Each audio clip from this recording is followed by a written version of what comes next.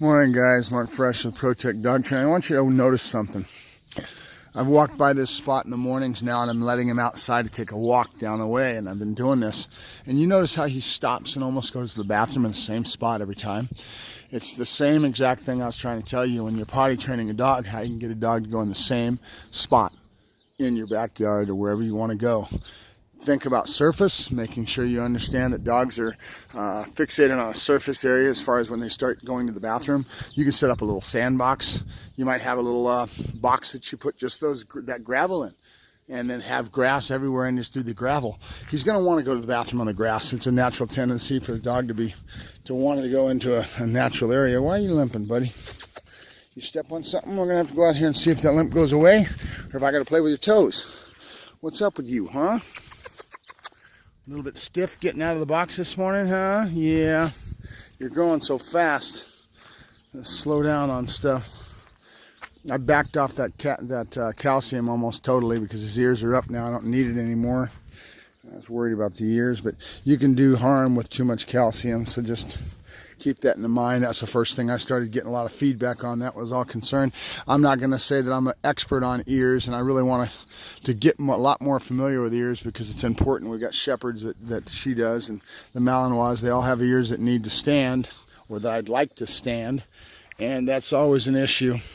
And good boy, good. You go potties, huh? You go potties? Good boy. That's a boy. Good boy. Good. So we're going to cut this short and sweet. I'm going to come back. I'm just waking up, needless to say. We're going to come back. Come on, buddy. Let's go. Good boy. Good. You go free, hon. Nope. You go free, hon. Go on. Nope. Getting him away from me and getting him to stop this pattern of biting on me is what I'm after. Nope. Go on. Good boy. Very contextual, and after a while, he know what I want. Come on, buddy. Come on. Let's go. Good boy. Good. That's a boy. That's good. That's good. Boss is the Bubbas. Good boy. All right, so I'm going to come back with a video a little later this morning, and not even sure what I'm going to cover. Kind of keep doing the same thing we've been doing with the bowls and the table, and try to give you guys an idea how that comes together until we get into our healing aspect of it, and him starting into his focused heel. La-ah. La-ah. No. Good boy. Come on. Let's go. I just nudged him with my foot. Good boy. Good. You hear me doing that little I've been doing that forever, and everybody started doing this leave it routine and actually teaching a leave it command, and it's an important one. You want to get the dog to drop what they're getting into when they shouldn't. I use a lot of communication with my voice tone and body language, and it's because I picked up on how receptive dogs are to emotion, to voice tone, to body language, all those things. The dog is a sponge for this, and that is a natural God-given gift, his ability to communicate with us. And it really bugs me when you get into AKC and show rings and all that they emphasize not having what they call a double command, things like this, basically cueing the dog. And Schutzen is an example. They want you to be real stiff and just walk down the field, and you have to have a certain etiquette in how you walk and not giving any cues, body language to the dog. Well, to me, that's ass backwards, because I want to be aware of the fact that dogs could use that as a crutch, and then you need to have body language to get them to do things.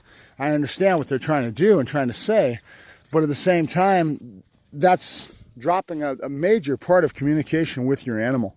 So I do a lot of body language, and I work my dogs into hand signals from the very beginning.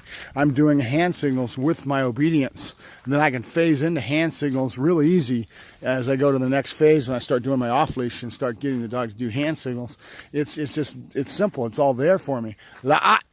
Good boy, good. There you go. See, and I was right away, body pressure coming in on him, and I would have corrected him. And after a while, he's going to start figuring that out, and all I got to do is just give the voice tone. So leave it. Again, when I have an attitude about that. When you say leave it and you start teaching a customer a command basis like that, their brain goes to a different place, and they're not learning to communicate with their animal. If you come work with me, you're going to find me teaching you how receptive the dog is to body language, to voice tone, to all kinds of things that the dogs pick up on.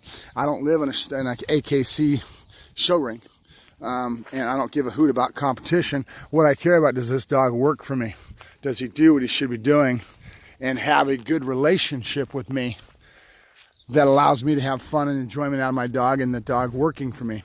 I do a lot of, and I've started it when I was young. It's just something, a part of my life that I had, where my first identity at 12 years of age was Mark Ferreshi, the dog trainer. That being the case, I did a lot of showing off, going out to parks, and always getting a lot of attention from what I did with my animals. And I still have that today. That's what I thrive on. I don't care about trophies. I don't care about getting up on the podium. It doesn't float my boat to sit up there and float my ego. What really floats my ego is when I'm out with a bunch of peers and they're professionals and somebody has a knowledge of how to condition an animal or fix a problem, to change behaviors, to do whatever it is, and we're working together as a handler and a decoy, and we're doing things towards training aspects, and the dog is learning. Then I'm high. My attitude is just loving life, because that's where I get my enjoyment. I get my enjoyment from what I do, my craft. I don't get my enjoyment from going out on a podium and getting a trophy to do what I do. And I think my dogs work as good, if not better, than a lot of those dogs that are out there doing it, just because he can go onto a field and he's been conditioned in a patterned way to be able to do a job on a field and make himself look good for 18 to 20 minutes. A lot of those dogs, you take them off that field and they wouldn't have a clue. And that's not what I want. I want a dog that actually understands how to learn, has learned how to learn, has a communication baseboard that I can use for future training, that I've got so many things built into this dog that allows me to really appreciate and respect the animal that God's given us, because this is one of the best animals in my life, and it always has been. They're always there for me. They never tell me to shut up. They never tell me to go away, and they never